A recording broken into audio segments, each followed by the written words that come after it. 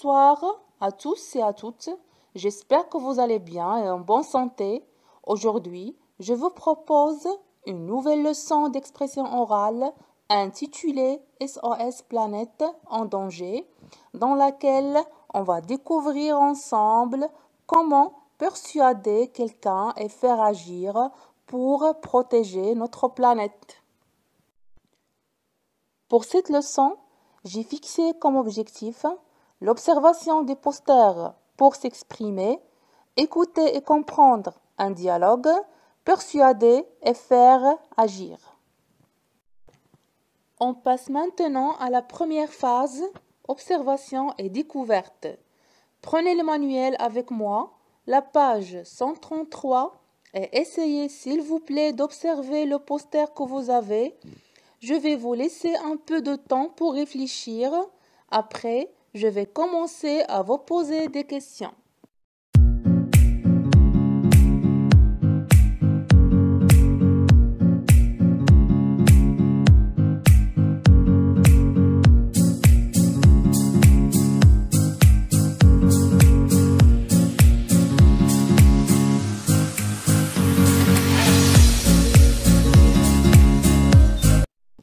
La première question. Comment comprenez-vous le titre SOS Planète en danger? Oui, très bien. C'est-à-dire notre planète, la Terre, est en risque à cause de la pollution. Donc, il faut agir et agir très vite pour l'aider à vivre plus longtemps. Deuxième question. Combien d'images on a dans ce poster? Très bien, mes chers étudiants. On a 4 images. Que représente la première illustration ou bien la première image? Oui, très bien. Un poisson mort au bord d'une rivière au centre-ville. Selon vous, quelle est la cause principale de la mort de ce poisson? Est-ce que l'aspect de l'eau de la rivière est normal? Bien sûr que non. L'eau de cette rivière est excessivement polluée à cause des ordures ou bien des déchets jetés par les habitants de cette ville. Voyons voir la deuxième illustration. Qu'est-ce que vous voyez sur cette image? Oui, on remarque la présence d'une décharge de déchets située au milieu d'une forêt. Écoutez bien les enfants, une décharge, c'est le lieu où on jette les ordures ou bien les déchets. Est-ce que vous trouvez que le fait de jeter les déchets dans un milieu naturel est acceptable? Non, pas du tout, parce qu'il pollue le sol, l'air ainsi que les animaux.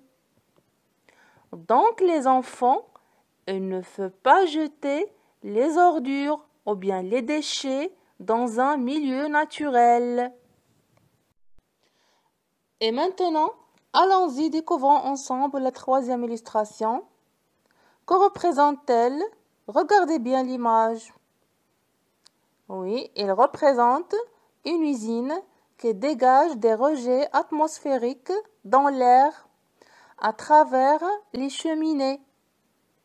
Écoutez bien les enfants, ces rejets atmosphériques sont la cause principale de la pollution de l'air. Et finalement, qu'est-ce que vous voyez sur la quatrième illustration? Oui, un oiseau qui se trouve dans un milieu aquatique, c'est-à-dire un milieu où il y a de l'eau, comme la mer, l'océan, la rivière, ainsi de suite.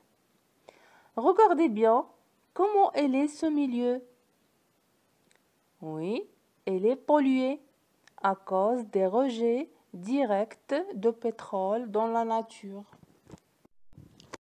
Et maintenant, on passe à la deuxième partie, j'écoute un dialogue. Je vais vous présenter le dialogue et vous allez m'écouter attentivement, s'il vous plaît. Monsieur Durand, vous êtes français et géographe pour le magazine Géo. Le géographe, c'est la personne qui enseigne la géographie. Pouvez-vous nous parler du projet africain de la Grande Muraille Verte? La Grande Muraille Verte est un grand projet qui sert à planter des millions d'arbres dans les pays africains pour stopper l'avancée des déserts. Bien volontiers, vous le savez, en Afrique, les déserts comme le Sahara avancent chaque année un peu plus. En conséquence, les paysans perdent des terres et l'agriculture ne peut plus nourrir les populations africaines. Les populations, c'est-à-dire les peuples africains. Aussi, on a imaginé un projet fou, planter des millions d'arbres d'ouest en est, du Sénégal à Djibouti. Sénégal et Djibouti sont des pays africains. Construire une véritable muraille de végétation pour stopper l'avancée des déserts. Regardez, muraille de végétation, c'est un mur sur lequel poussent des plantes, des arbres, ainsi de suite. Effectivement, c'est un projet gigantesque.